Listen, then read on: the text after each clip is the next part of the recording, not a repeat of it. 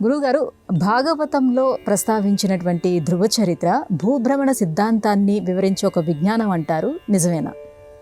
పురాణం అంటేనే ప్రజా విద్య.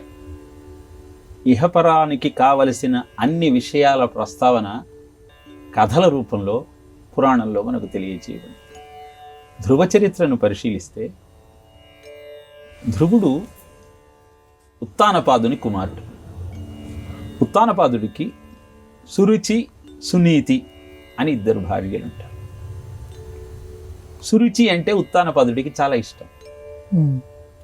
సురుచి కుమారుడు ఉత్తముడు.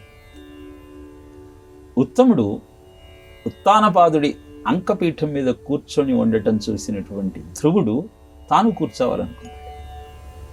అది గమనించిన సురుచి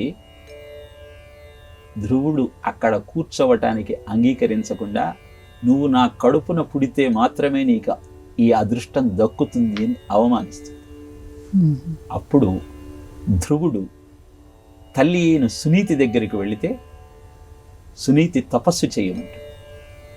నారదుడి దగ్గర నుంచి మంత్రోపదేశం పొందిన ధ్రువుడు శ్రీ మహావిష్ణువు గురించి తపస్సు చేసి ఆయనను ప్రసన్నుణ్ణి చేసుకుంటాడు. అనంతరం అద్భుతమైనటువంటి హరి కటాక్షాన్ని పొంది ధ్రువుడు తిరిగి వచ్చి రాజ్య పరిపాలన చేస్తూ ఉంటాడు. ఆ ధ్రువుడికి శిశుమారుడి ప్రజాపతి కుమార్తె అయిన భ్రమినిచ్చి వివాహం చేస్తారు. వారికి వత్సర అనే కొడుకు. అనంతరం వాయుదేవుని కుమార్తె అయిన ఇళతో వివాహం. ఇలా కథ సాగిపోతుంది. శ్రీ మహావిష్ణువు మోక్షాన్ని కావాలని అడిగిన ధ్రువుడికి 26,000 సంవత్సరాల పాటు పరిపాలన కొనసాగించి అనంతరం ధ్రువమండలానికి చేరుకోమని ఆదేశం జారీ చేస్తాడు. ఈ కథను సంక్షిప్తంగా తెలియజేయటం జరిగింది. కావలసిన వివరం ఏమిటి అంటే, ధ్రువ అంటే నిశ్చలంగా ఉండేది. ఈ నిశ్చలంగా ఉండేటువంటి ఆత్మతత్వము దేహాత్మ భ్రాంతిలో ఉన్నప్పుడు సురుచి, సునీతి ఇద్దరు, రుచి అంటే ఇంద్రియ భోగముల పట్ల ఆపేక్ష, నీతి అంటే ధర్మాన్ని చెప్పేది. ఉత్తానపాదుడికి సురుచి మీద ప్రీతి ఎక్కువ, సునీతి మీద ఇష్టం తక్కువ. ప్రతివాడికి ఇంద్రియ భోగాల పట్ల ఆసక్తి ఎక్కువగా ఉంటుంది, ధర్మాచరణ పట్ల ఆసక్తి తక్కువగా ఉంటుంది. ధ్రువమైనటువంటి ఆలోచన విధానం ఉన్నప్పుడు అది భగవంతుడి వైపుకు నిన్ను నడిపిస్తుంది. కాలంలో భ్రమి ధ్రువుడి భార్య అంటే, భ్రమి అంటే భ్రమించేది, తిరుగుతూ ఉండేది. భూమి మీద ఉన్నది భూమి తిరుగుతూ ఉన్నప్పుడు తిరుగుతూ ఉంది అని చెప్పటం కోసం ధ్రువుడి భార్య భ్రమి అని తెలియజేశాడు. వాయువే అంతా వ్యాప్తి చెంది ఉంటుంది, వాయువే ప్రాణులకు ఆధారం కనుక వాయువు కూతురు ఇలా.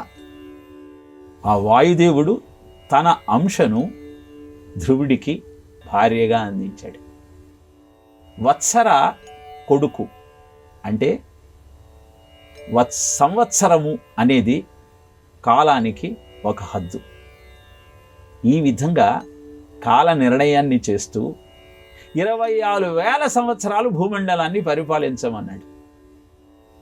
ఇక్కడ మనం ఆధునిక విజ్ఞానం చెబుతున్నటువంటి భూభ్రమణము, భూ పరిభ్రమణము కాకుండా భూమికి ఇంకొక రకమైన భ్రమణం ఉన్నది అన్న విషయము పురాణం ద్వారా మనం తెలుసుకునే ప్రయత్నం చేయాలి. ఏమిటా భ్రమణము? భూమి తన చుట్టూ తాను తిరుగుతూ సూర్యుడి చుట్టూ తిరుగుతోంది. ఇంకొక భ్రమణం ఏమిటి అంటే, ఒక బొంగరాన్ని మనం ప్రయోగించినప్పుడు తన చుట్టూ తాను తిరుగుతూ పడిపోయే సమయానికి కొంచెం వంగి తిరుగుతూ ఉంటుంది. భూమి కూడా అలాంటి భ్రమణ 26,000 సంవత్సరాలకు ఒక్కసారి పొందుతుంది. ఆ భ్రమణాన్ని గురించి కూడా చెప్పుతూ ధ్రువమైన ధ్రువమండలంలో నివాసం ఏర్పరచుకొని అక్కడ నుంచి విష్ణులోకానికి చేరాలన్న ప్రయత్నం చేయాలి అంటే భూమి మీద మానవుడిగా జన్మించిన మనము సునీతిని ఆశ్రయంగా చేసుకుంటూ సురుచిని పక్కకు పెట్టి సంవత్సరం అనేటువంటి కాలంలో ఆచరించాల్సిన ధర్మాలన్నింటినీ ఆచరిస్తూ కల్పానికి హద్దు యుగం కనుక కల్పాంతం దాకా జన్మించినప్పుడల్లా ధర్మాన్ని విస్మరించకుండా అసలు జన్మయే లేని స్థితికి చేరుకోమని చెప్పటమే ధ్రువచరిత్ర. ఆధునిక విజ్ఞానం కూడా చెప్పలేనటువంటి భ్రమణ సిద్ధాంతాన్ని ప్రతిపాదిస్తూ మన కర్తవ్యం ఏమిటో మనకు గుర్తు చేస్తుంది.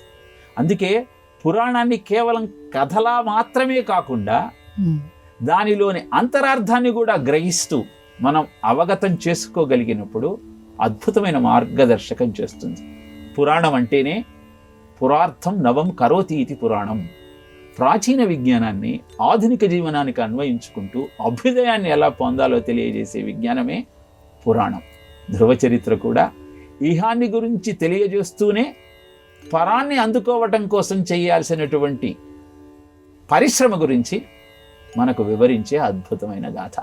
సంక్షిప్తంగా ధ్రువచరిత్ర ఏ విధంగా మానవ కర్తవ్యాన్ని మనకు వివరిస్తోందో, ఆధునిక విజ్ఞానంలో ఉన్న సూక్ష్మాన్ని కథ ద్వారా ఏ విధంగా వివరిస్తుందో తెలుసుకునే ప్రయత్నమే ఈ అద్భుతమైన వ్యాఖ్యానం.